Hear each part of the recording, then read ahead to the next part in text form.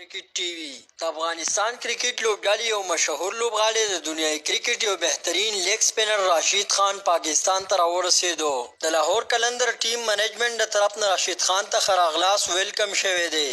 راشد خان د اوسه پورې په پی اس ایل کې ځکه شرکت نه وکړی ځکه چې افغانستان او دوبۍ ترمنځ سیریز لوبېدو. د افغانستان او دوبۍ ترمنځ سیریز ختمېدو نه بعد راشد خان نن پاکستان ته راورسېدو.